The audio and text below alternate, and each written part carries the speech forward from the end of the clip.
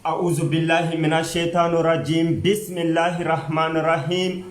والصلاة والسلام على أشرف المرسلين محمد صلى الله عليه وسلم balma cena muso demseni ni mogokoraba kata kay foto deni malikono ani malikoka aw bela jele nya kuma ni émission na la chiffre ama bi débat abna boli immigration kan en même temps amina fait no analyser grand dossier petite patte classico kuma amina parenthèse ni do dele mogo bi wole Tahirou ay clashi dabla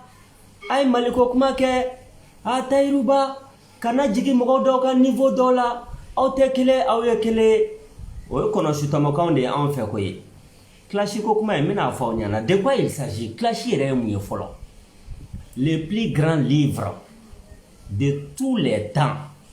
et dans l'histoire de l'humanité livre mun ka boni livre bela jele livre mun mi dien livre bela jele sans fait o Qur'an de Qur'an le Coran el Karim aflen ala ka Qur'an ni livre de ka boni livre bela jele de parler dien da adama donye livre sebe jina we livre sebe waklo e livre sebe ala ka livre kele munga boni livre bela jele o Qur'an de mais ni Qur'an ta ka laje iba e ka fo ala e kafir baw ko fo anyana katla ku dénoncer mundi kama pour que an adama de kan tanan blado moi je m'inspire du Coran ne be inspiré Qur'an de la o korote ko ne islam nyana ma de o koroto yi o fana débat wore mais par contre livre mu ni ala yɛrɛ o di aka kirama Muhammad alayhi salatu wassalam ni yo livre in lajɛ diɲɛ kuma fosité diɲɛ clashi kuma fosité ala ma mun fɔ Firawuna ma ngo ala yɛrɛ mɔgɔ dɔw traité de bâtard o te injurier dɛ ne tɛ k'a fɔ dɛ kabi sisan ayiwa da wulila sɔn ala ma ye dɛ yɛrɛ ɲini ka fisa tɔgɔ ɲini utlin ba'da zalika zanim ala yɛrɛ ko mɔgɔ dɔw ma kuranɛ kɔnɔ ko c'est des bâtards ko ala kɛra ninnu to ye bâtards de do a kuranɛ aya de do dɛ Tahirou kan tɛ dɛ kabi sisan nin tɛ injurier dɛ n bɛ ka kuranɛ de kɔrɔ fɔ aw ɲɛna a preuve bɛ n bolo fana kuranɛ kɔnɔna na a bɛ Tahirou kan tɛ dɛ tellement adamaden jugu dɔw y'a bilen k'a da ala kɛra tɛgɛ seriw y'a kɛlɛ ka bɔ kɛlɛ kɔnɔna na k'a kɛlɛ de telle sorte que hala ka adamadenya yɛrɛ ka essayer k'o don galama la c'est comme sisan Rasul alayhi salatu wassalam ale ko k'ale ala ka ciden ye a nana ni kuranɛ k'o de y'ale ka preuve ye kuranɛ k'o de y'ale ka preuve ye mais au lieu que u ka ala kɛra kɛlɛ argument contre argument débat contre débat preuve contre preuve u tora ka attaquer c'était juste dans sa a yɛrɛ physionomie quoi il n'a fɔ les débats de caniveau ɲɛgɛn kɔnɔ kuma minnu bɛ yen a i ka bɔ i ka jan i ka surun i cɛ ka ɲi i kunkolo ka bɔ i kunkolo ma bɔ fiɲɛ ni fa ɲɛ tɔmɔ ɲɛgɛn kɔnɔ kuma dɔrɔn quittons ici d'après Laurent Gbagbo donc livre mun barika bɛ livre mun na ka tɛmɛ livre bɛɛ kan ni ala ko y'ale yɛrɛ kumakan ye ala ye mɔgɔ dɔw traité kuranɛ kɔnɔ de bâtard utlin ba'da zalika zanim ko ala kɛra dɛ e ɲɛ bɛ karisa ninnu na dɛ ninnu to yen bâtards de do ni clashi ko kɔni ko do n'i ye kuranɛ kala k'a lajɛ i b'a sɔrɔ Firawuna o clashilen do a kɔnɔ f'a dan yahudiyaw olu minnu y'u ka kiraw tɔɲɔ k'u ka kuraw bugɔ k'u ka kiraw neni ka tila k'u ka kira dɔw faga ala y'u traité de tous les noms ala ko naafigiw de do ko pangunu kamakelenw de do ko badala minangofuw de do ko dɔrɔmɛ duuru naare jugɔrɔjiw de do ko munafigiw de do ko kafiriw de do kuranɛ kɔnɔna ni clashi ko do clashi ko ye an t'a fɔ ɲɔgɔn ye ten sa donc clashi ça dépend i bɛ mun de fɔ mais aw ma deli k'a ye kuranɛ kɔnɔ don si ala b'a fɔ ko karisa i finnen do walima i jɛlen do walima i ka surun walima i ka bon ale mun y'an da a t'o fɔ an ma mais Mali kɔnɔ yan nos adversaires là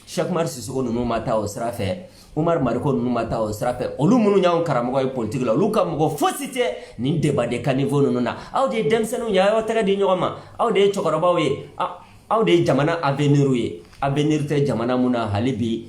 aw de b'an dala ko jamana avenir da wulila sɔngalama ye yɛrɛ ɲini ma fisa tɔgɔ ɲini ye quitte ici d'après Laurent Gbagbo. Donc ne jugez pas si vous ne voulez pas être jugé. I tɛ fɛ mun ka f'i ma i kana fɔ i mɔgɔ tɔ ɲɔgɔn ma faneni man di e ye baneni man di e de ye burujali man di e ye k'a ti bɛn e ma k'o sabu kɛ mun ye k'o bi digi e la d'accord e ta bi digi e la mais ne e y'a fɔ tɔw ma olu ta ti digi e la tɛmutɔ dosi la n'olu y'a fɔ mɔgɔ tɔw ma a ti digi olu la. Où est-ce que ceci peut-il aller? Débat de caniveau. Donc bibina Jésus nous rappelle cela. Ne jugez pas si vous ne voulez pas être jugé, car vos jugements vous feront être jugés. Il dit, vous l'hypocrite, qui est hypocrite, et namimay, et fanay, et pangunu kamakele, et badala minangofui, et dorame duru nare jukoroji, et badala minangofu. Qui te fait mon appoint, et kana fom kotoma. Vous l'hypocrite. Pourquoi vous voyez la paille dans l'œil de votre ennemi alors que vous ne voyez pas la poutre dans le vôtre? Ko furalangalani mumbi i ka adversaire nyana de ke nyabo de la e dabo de la e klobo de la e sembo de la e bolobo de la ko nga bo bere mun turle no yire nyekiseni na de ki nyato la e ni no fe mogo kito ici d'après Laurent Gbagbo les débats de caniveau. Ah d'accord. Ah Tayrouba aw flene ko imam Mahmoud Diko ay docteur Faraka kay jol dima he ala ne la fiale no ko ne o de fo jamana ngono wa bebe do sa be sugu donné do marakala zote fly bina jan dorane do c'est-à-dire olu yere fe mogo tse ka nyogo ye fasoko nasraka mogo tse ka nyogo ye chien nasraka ni jeton doni madi parce que olu yere u ka fasoko kele u ka ɲɔgɔn jɛɲɔgɔnya olu y'o basé jeton minɛ ni jeton di kan. Donc marakala zo tɛ fila ye dɛ binajan de don wa ne Tayrouba fɛn bɛ ngalon bɛ dana kunatɔ la ko f'a y'a tɛgɛ fanga tigasi la. Je lance le défi à qui que ce soit de me dire le contraire Mali kɔnɔ ani Mali kɔ kan ni maa min delila ka pɔpɔrɔ a bɛ pɔpɔrɔ dɔn un copec k'o di ne ma k'an ka jɛ ka politiki kɛlɛ kɛ ɲɔgɔn fɛ a tɛ yen. Itina me wa te fana lafiale no tranquille d'après Laurent Gbagbo quitte ici. Donc bibina Mahmoud Diko imam Mahmoud Diko ay docteur Faraka ame ɲɔgɔn bolo tiɲɛ sira kan ame ɲɔgɔn bolo maliko kɛlɛ dɔrɔn de sira kan. C'est aussi simple comme bonjour mais ala y'o de fɔ bani israelakaw ye unzur kayfa nubayyinu lahumul ayat summa nzur amma yunfiquna. An bɛ ka misaliya simple ninnu di aw ma aw b'o bɛɛ to yen aw bɛ taa bugu détail kan a bɛ tan de a tɛ tan de fiɲɛ ni fa ɲɛ tɔmɔ. Donc ko Mahmoud Diko imam Mahmoud Diko docteur k'a ye joli d'i ma marakala zo tɛ fila ye dɛ binajan dɔrɔn de don Mali kɔnɔ ani Mali kɔ kan bɛɛ b'o dɔn. Quitte ici d'après Laurent Gbagbo dugumɛnɛ sɔngɔrɔ ye kini ye. Il y a un petit écervelé qui ne voit pas plus loin que le bout de son nez. Au petit sigi Abdoul Niang ka page ka mon frère Abdoul Niang que je respecte beaucoup abti siko ka page ka ha Tayrouba itara imam fe o ye tiɲɛ mais i kana essayer k'i bi imam ko k'a jɛ k'a di an ma da wulila sɔngala mais imam yɛrɛ t'a dɔn ko ne bɛ diɲɛ kɔnɔ yɛrɛ n y'o de fɔ sa an bɛ k'an yɛrɛ sɛgɛn de an bɛ k'an yɛrɛ nanɛgɛ ni falise buta la c'est anw de bɛ dugu ma Bamako yan réseaux sociaux kan an ka alimami an ka gidi imam Mahmoud Diko yɛrɛ t'a dɔn ko a t'a dɔn ko fiɲɛ wulila yɛrɛ. Donc un petit cervelé comme toi i bɛ t'i sigi Abdoul Niang ka page kan ko ne ka taa imam fɛ yen k'o ye ne kungo ye ko nka ne kana essayer ko ne bɛ imam ko k'a jɛ k'a yira maliyɛnw na imam jɛlen don pasi i ko nɛnɛ kɛnɛ ne y'o dɔn depuis don min na ne bɔra fɛ parce que entre une parole tronquée et une parole de vérité hakili dɔɔni bɛ maa o maa la tu te fais rapidement ton opinion. Ne y'aw lamɛn ko ye parce que ne na aw de kun bɛ ɲɔgɔn kan politique ko nasira kan Mali kɔnɔ yan nɔ depuis des années mais en moins de 4 heures cɛkɔrɔba in a ye fura bɔ aw ka woro ɲɛma ɔ tiɲɛ dɔnnen kɔfɛ ka ban ne ka continuer o ko la o kul ja al-haq wa zahuqa al-batil innal batila kana zahuqa. Traduction s'il vous plaît parce que kongo ba o konobara la ba o kunkolo la ko ala kɛra a fɔ u ɲɛna ko tiɲɛ nana wa ye ngalon ta k'a saba duguma. Bilika boli waati ko de don i mɛn o mɛn bili sanfɛ boli la i bɛ jigin duguma. Ngalon a bɛ san 100 kɛ ni tiɲɛ nana don o don a b'a ta k'a saba duguma. Qul ja al-haq wa zahuqa al-batil innal batila kana zahuqa. Donc aw ka ngalon ninnu, aw ka namaratɔ kuma ninnu, aw ka kalo kuma ninnu, à moins de 4 heures Imam Mahmoud Diko a ye docteur Faraka a ye fura bɔ aw ka woro ɲɛma. Quittons ici d'après Laurent Gbagbo o tɛ a ye wari di yan o. O tɛmɛnen kɔfɛ o bɛ mun fɔ? Coup d'état man ɲi, coup d'état ka ɲi, jamana dafirila. Coup d'état kana ɲɛ sa, jamana dakafiri sa. Pourquoi aw figelen don kunungo la? Pourquoi aw figelen don kunungo la? Pourquoi hali bi aw de bɛ ka bɔ soko bɔ lafiyalen ni cɛkɔrɔba san 70 ye a bɛ ka anw karatɔw hakili jigin a la bi Mali kɔnɔna na? Bamanankan de don dɛ, n'a fɔra mɔgɔ ma karatɔ bi u bɛ dimi ka sɔrɔ karatɔ fosi t'a la. N'a fɔra denmisɛnnin ma ko karatɔ papaga t'a la. Mais bamanankan de don. Sékou Touré y'o de fɔ. La jeunesse doit être un réservoir de haine et de mépris contre toute forme de l'injustice. Jeunesse qui kan ka kɛ karatɔ de Sékou Touré de côté. O Sékou bamanankan na n'a fɔra denmisɛnnin ma ko karatɔ fosi t'a la o kɔrɔ k'i galapu ka kɛnɛ i kun ka kɛnɛ. O Sékou Touré yɛrɛ y'o fɔ, Ahmed Sékou Touré, Guinée président kɔrɔ. A ko la jeunesse doit être un réservoir de haine et de mépris contre toute forme de l'injustice. Ko denmisɛnnin kan ka kɛ karatɔ de sira jumɛn kan? Tɔɲɔni kɛlɛli sira kan, sira jumɛn kan? Hakɛ ɲini sira kan, sira jumɛn kan? Ka wuli k'i jɔ faso kɔnɔ sira kan. Ko denmisɛnnin kan ka k'o de ye. Anw ye karatɔw de ye. Heure 4 dɔrɔn Imam Mahmoud Diko a ye docteur Faraka a ye fura bɔ a ka woro ɲɛma. Wa an karatɔ dama de bɛ ɲɔgɔn na bi, mais anw ye karatɔ ɲumanw ye, aw ye karatɔ terejuguw ye. Aw bonne chance. Quittons ici d'après Laurent Gbagbo. Maintenant bi ninnu yɛrɛ n'i y'u ka ko jateminɛ, c'est ridicule quoi. C'est des petits bébés, des enfants, des petits chérubins qui ne voient pas plus loin que le bout de leur nez. Même an bɛ gɔngɔli dɔ sigi aw kun, aw b'aw tile fali kɔ ka kas Mali ko nasira kan, an bɛ sɔrɔ ka wuli k'an jɔ ka baara kɛ. Les débats de caniveau ɲɛgɛn kɔnɔ kuma a b'a bila. Donc bi u ko imaginez par exemple grand dossier petite patte. Grand dossier petite patte. C'est dit analyse politique. Ka dossier ta journaux Mali journaux bɛɛ bɛ sa, Mali radio bɛɛ bɛ lamɛn, mɔgɔw bɛ bɛlɛnbɛlɛn de. I b'a fɔ suba mɔgɔw nɔfɛ radio la, hali n'i ko ngon dɔrɔn e ka vocal ni bɛ enregistré o bɛ préparer k'o ta k'o mara. Journaux bɛɛ bɛ san k'u kalan, Facebook kumaw bɛɛ bɛ lajɛ. Wa kuma minnu ka di u tulo la ka tɛmɛ kuma bɛɛ kan o y'u ka maître franc-maçon ninnu ye. RFI ka kuma, France 24 ka kuma ani TV5 ka kuma o de y'u ka préféré, jama ka préféré. Olu ka jama ka préféré o ye RFI ni France 24 ni TV5 ka kumakan de ye. N'u ye kuma ninnu ta sisan u b'o bɛɛ fara ɲɔgɔn kan ka sɔrɔ ka n'u sigi grand dossier petite patte. Commentateur politique aw y'o dɔrɔn de ye. Ka dɔ ka journal ta k'o ka kumakan lamɛn k'o lakali mɔgɔw ye. Ça n'a rien d'un analyse politique. Ka dɔ ka vocal jouer ka sɔrɔ ka o kuma lakali mɔgɔw ye. Ça n'a rien d'un analyse politique. Ka dɔ ka image ta k'o yira mɔgɔw la. Ça n'a rien d'un analyse politique. Ça c'est de l'espionnage politique. Sinon, j'ai donné le nom de 2 ou 3 personnes. Kemi Seba, un grand panafricaniste. Daoulila Songalamae, les vrais. Kemi Seba, on sonne de nous dé, parce qu'on va de nous tailler, farafina koué. Nous le ko Franci, on be da ka kuma nous de ka Franci kele ka impérialisme kele bi farafina kono. Mais nous hal ni u tege fa nous na u se ka boka fa ko Franci piata ou tese.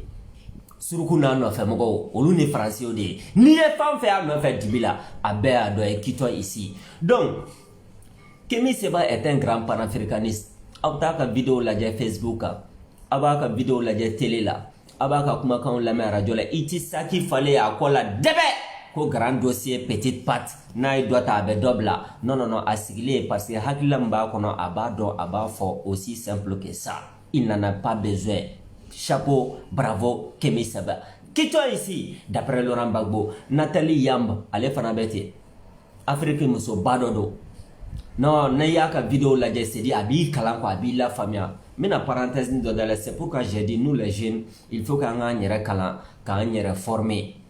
parce que tant qu'an ma kalan k'an former an bɛ to dɔrɔmɛ 5 nare jukɔrɔ jira derrière les faux guides et les faux prophètes c'est aussi simple comme bonjour an bɛ sɔrɔ k'an si tɔ bɛɛ lajɛlen kɛ maliko nasira ka mɔgɔ bato la ko an bɛ maliko kɛlɛ la ka sɔrɔ tu ne vois pas plus loin que le bout de ton nez i bɛ k'i ɲɛ fiyɛ ko y'i nu ye hali ni ma taa misiw miyɔrɔ la bɛɛ kɔni b'a dɔn k'a fɔ galama tɛ yen quittons ici d'après Laurent Gbagbo donc Nathalie Yamb ale fana y'an ka muso belebeleba dɔ ye farafina kɔnɔ a bɛ ka faransi kɛlɛ a bɛ ka tubabuw kɛlɛ n'i y'a ka vidéo lajɛ i ti dossiers y'a kɛrɛfɛ i ti journaux y'a kɛrɛfɛ a ti maa ka vocal jouer a ti maa tɔgɔ fɔ mais a bɛ analyse politique kɛ de telle sorte que n'i y'a lamɛn a b'i bilasira i ka farafina kɛlɛ sira kan grand dossier petite patte c'est de l'espionnage et du chantage politique o fila dɔrɔn de don espionnage ani chantage politique may a y'a dabila parce que ne e Tayiruba ta ha Tayiruba n kɔnɔ bɛ mɔ n kɔnɔ bɛ gan ka sɔrɔ n ma fɛn kalama don n b'a essayer k'a ko ni datugu a cɛ n'a nkalon n t'o ɲɛɲini bilen dɛ parce que n kana na yira diɲɛ na parce que bɛɛ tɛ fɛ i tɔgɔ ka yira diɲɛ na i jo b'a la i jo t'a la o n'i ye mɔgɔ dɔw tɔgɔ fɔ dɔrɔn u b'i wele karisa n b'a ɲini fɛ ala kama n bɛ ka n yɛrɛ ɲini mɔgɔ bɛ muso ni denw de la n tɛ fɛ n tɔgɔ ka tiɲɛ n tɔgɔ bila ten o tigi t'a ɲɛɲini bilen k'a fɔ k'ale jo b'a la dɛ walima k'a jo t'a la dɛ o tigi b'i wele k'i deli n'i ye o monnaie ye waati min na i b'o jetoni minɛ k'a bila i kun donc e bɛ sɔrɔ k'a miiri k'a fɔ k'i bɛ tiɲɛ kan walima n bɛ i ngalo kan k'a sɔrɔ a tigi tɛ fɛ a ka dɔn jɛman de fɛ parce que i dabaraba de b'i bolo su man di tile man di grand dossier petite patte iyyakum wa tajassus ayuhibbu ahadukum an yakula lahama akhihi hayyan Rasul alayhi salatu wassalam il nous a conseillé iyyakum wa tajassus ayuhibbu ahadukum an yakula lahama akhihi hayyan ko mbaw mani espionnage ye mbaw mani chantage ye ko yali aw dala kelen bɛ se k'aw sigi k'i balimakɛ ɲanama sogo dun wa aw bɛ se k'aw sigi k'aw balimakɛ ɲanama sogo dun wa iyyakum wa tajassus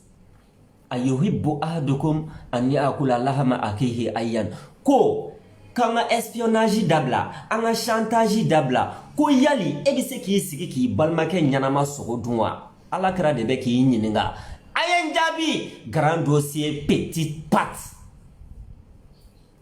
donc bi bi in na u bɛ espionnage ni chantage politique de la u kɛn bɛ k'o de yɛlɛma ko décortiqueli u kɛn bɛ k'o de yɛlɛma ko analyseli dans grand dossier petite patte il n'en est rien du tout à part de la tricherie et de la manipulation. Donc aujourd'hui pendant ces grands dossiers petite patte là 2 heures de temps insupportables. Quel est l'objectif? C'est bien tondre les moutons déciles. Bien tondre les moutons déciles, au-delà de objectifier et en tirer quelques vils prix. Kaoube Maliko Kelela. Il n'en est rien du tout, d'après Laurent Gbagbo. Quittons ici. Donc, Oube Kata Sisa, débat de caniveau, Nyagangono Kumao, Katane ka vidéo koro takano jouer. Nous des fois ça. Moi je suis quelqu'un de très sincère et objectif. Ne kuma fa fa konugo. A tiena ngalo oba on be ko fe ne ninga imam Mahmoud Diko ay docteur Faraka oba on ko fe parce que nous nye kafiru de kafirite yafa. Shetanete yafa, franc-maçon te yafa. Ale ka mise quoi, yereba do me aka mise. Qu'est-ce qui se passe? Socialement Mali kono bi bamanan wote ko cɛw bi si ka baro kɛ dugu mana jɛ u tɛ ɲɔgɔn faga bali o Mali socialement an ka taabolo dɔ ye mun ye ayaw sigi ya mele sonda ma les petits akona da ne ka vidéo koro ma de na kadawi ay do faro ka commentaire ke je m'en kidada d'après Gaspi les petits cerveaux qui ne voient pas plus loin que le bout de leur nez anga ni jamana en kono mɔgɔ minnu kɛlɛla olu de bɛ yafa ɲɔgɔn ma an ka tariku la n tɛ don hali détail la mɔgɔ minnu tun man di kunungo dɛ olu de b'u tɛgɛ di ɲɔgɔn ma ka avancer maliko nasira ka tawbatun nasuha ala ko yɛrɛ ko ten ala ko ten mais ne ko aw ɲinana Umar bun Khattab kan wa le deuxième calife de l'islam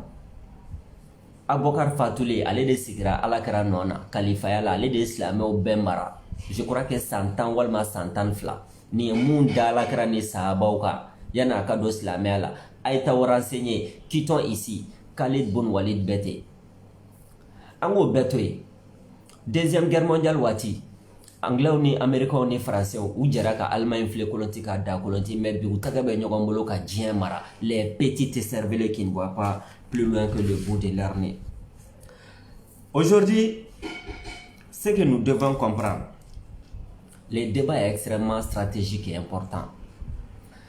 Aye fara mɔgɔ minnu tɛ balo aw ka impôt la a y'u ye k'u to yen. A bɛ an n'an ka président de cɛ Imam Mahmoud Diko docteur bɔlen kɔfɛ a ye fara an ka alimamuw la an ka fara an ka karamɔgɔw la an k'an ta maliko kɛlɛ kɛ o y'anw jeunes de ka rôle ye. Mais vous allez dire a bɛ ka mɔgɔ minnu fana critiquer olu tɛ ka balo an ka impôt la certes olu fana tɛ ka balo an ka impôt la o mais olu fana da filenin de b'olu bolo su man di tile man di débat de ka niveau la an fana bɛ jigin aw nɔfɛ ɲɛgɛn kɔnɔ k'aw bɔ ɲɛgɛn kɔnɔ débat la ka na n'aw ye maliko nasira kan parce que aw fana bɛ ka maliyɛnw tromper k'u labɛn uniquement pour tirer quelques villes pris o dɔrɔn de don donc n'aw ye débat de ka niveau dabila an bɛ débat de ka niveau dabila an bɛ sɔrɔ ka ɲɔgɔn sɔrɔ sisan argument contre argument preuve contre preuve wa n y'o fɔ clash fosi tɛ clash la parce que ala yɛrɛ ye firawuna clash kuranɛ kɔnɔ ka setanɛ clash kuranɛ kɔnɔ ka kafiriw clash kuranɛ kɔnɔ mais avec la connaissance de haut niveau ne bɛ k'o ɲɔgɔnna de k'aw la bi. Donc, je voulais aborder un deuxième sujet sur l'immigration, mais je suis trop fatigué et puis Kacha, donc on met des vidéos nyongeria. Malcolm X, Alhaj Malik Shabazz, il faut bien ranger leur barquette là et sans vaseline. Maliko Nasraka, mais fait quoi de quoi? Il faut bien ranger leur boîte à chocolat là. Ou ka boîte à chocolat il faut bien ranger dedans sans vaseline.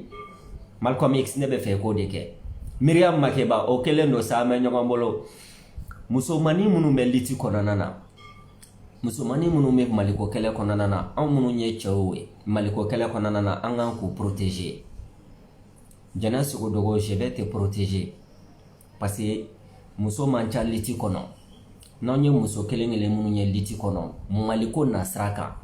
Miriam Makeba an fɛn o fɛn bɛ réseau sanfɛ an bɛɛ b'i protéger pour que i ka continuer nin combat in na parce que cɛw de ka ca liti kɔnɔ an mago bɛ muso wɛrɛw la u ka n'u da fara an da kan n kɛn tɛ de l'autre côté ma dɛ non débat de ka niveau ɲɛgɛn kɔnɔ kuma dɔrɔn donc la lutte continue on s'organise mɔgɔ si kana siran fosi tɛ yen bilen y a rien en face maliko kɛlɛ dɔrɔn de bɛ yen an bɛɛ bɛ M5 kɔnɔna de la ni nɛn bɛ fɔ ɲɔgɔn kɔ mais o t'u bɔ ɲɔgɔn kan M5 kɔnɔ kumaw fɛn de don comment on dit a bɛ sisi de nka a tɛ mɛnɛ an bɛ se ka continuer ka ɲɔgɔn contredire maliko nasira kan o tɛ fosi ye quoi c'est tellement simple ni ne ye mun fɔ don min na ni e ma sɔn a ma i fana bɛ bɔ i b'i ka kuma fɔ an bɛ ɲɔgɔn contredire mais ça ne doit pas être l'objet de rancœur de haine de mépris fo ka t'i yɛrɛ filɛ mɔgɔnin dɔ ye k'a sɔrɔ i tɛ papaga ye kisɛ t'i ka jaba la adamaden senni fila i bɛ bo kɛ i bɛ ɲɛgɛnɛ kɛ ni mura y'i minɛ i b'i sigi ka jɔrɔ n'i yɛrɛ kun ye où est-ce que ceci peut-il aller donc maliko kɛlɛ dɔrɔn de bɛ sen na on est ensemble je vais analyser une autre fois la question de l'immigration à bientôt on va se quitter en beauté avec Umar Koita n'ama hinɛ ɲɔgɔn na an bɛ ɲɔgɔn fa fo.